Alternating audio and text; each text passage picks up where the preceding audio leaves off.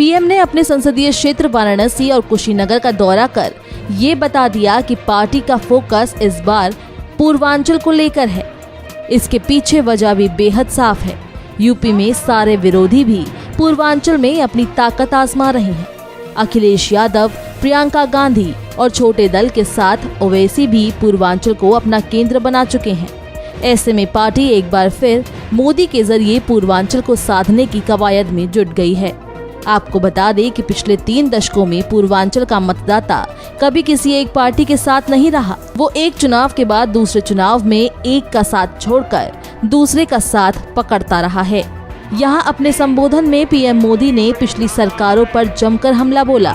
मोदी ने कहा कि पिछली सरकारों ने पूर्वांचल की तस्वीर खराब कर दी थी, बीमारियों की वजह से बीमार कर दिया गया था। वहीं यूपी पूर्वी भारत को सेहत का नया उजाला देने वाला है। आगे कहा गया है कि पिछली सरकारों की प्राथमिकता अपने लिए कमाना होता था, वहीं उनकी सरकार की प्राथमिकता गरीब का पैसा बचाना, गरीब के परिवार को मूलभूत सुविधाएं देना है।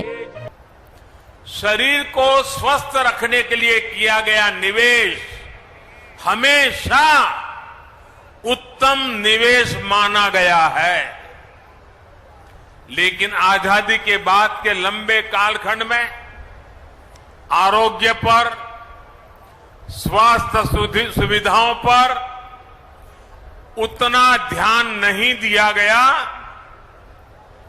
जितनी देश को जरूरत थी। देश में जिनकी लंबे समय तक सरकारें रही, उन्होंने देश के हेल्थ केयर सिस्टम के संपूर्ण विकास के बजाय उसे सुविधाओं से वंचित रखा।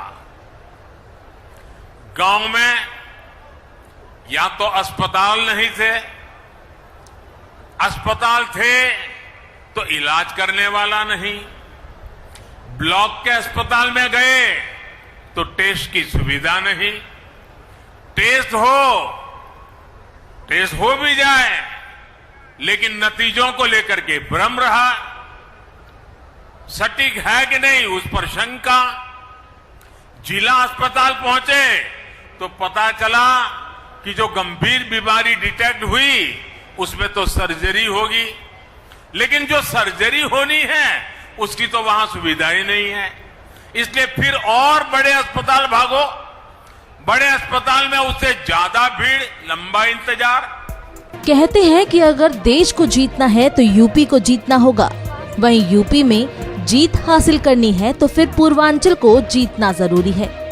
बीजेपी भी पिछले 3 चुनावों से इसी फॉर्मूले को आजमाते हुए जीत हासिल कर रही है। 2014 और 2019 के लोकसभा चुनाव और 2017 के विधानसभा चुनाव में बीजेपी ने पूर्वांचल में पैठ बनाकर जीत का परचम लहराया और अब इसी रणनीति के तहत बीजेपी बड़े कार्यक्रम पर पूर्वांचल में चुनावी माहौल बनाने की कवायद में जुटी हुई है। बीजेपी के कार्यकर्ताओं और दिग्गज नेताओं के साथ साथ खुद पीएम मोदी लगातार बड़ी विकास योजनाओं के शिलान्यास और खास तौर पर लोकार्पण कर रहे हैं। इसी कड़ी में पीएम मोदी आज सिद्धार्थनगर और वाराणसी दौरे पर हैं। इस दौरान उन्होंने 9 चिकित्सा महाविद्यालयों का उद्घाटन किया। आजादी के बाद 70 साल में देश में जितने डॉक्टर मेडिकल कॉलेजों से पढ़कर निकले हैं, उससे ज्यादा डॉक्टर अगले 10-12 वर्षों में देश को मिलने जा रहे हैं। आप कल्पना कर सकते हैं कि मेडिकल क्षेत्र में कितना बड़ा काम देश में हो रहा है। जब ज्यादा डॉक्टर होंगे तो देश के कोने कोने में, गांव-गांव में उतनी ही आसानी से डॉक्टर उपलब्ध होंगे। यही नया भारत है जहां अभाव से आगे बढ़कर हर आकांक्षा की पूर्ति के लिए दिन रात काम किया जा रहा है। भाइयों और बहनों, अतीत में चाहे देश में हो या फिर उत्तर प्रदेश में जिस प्रकार काम हुआ, अगर वैसे ही काम होता तो आज काशी की स्थिति क्या होती।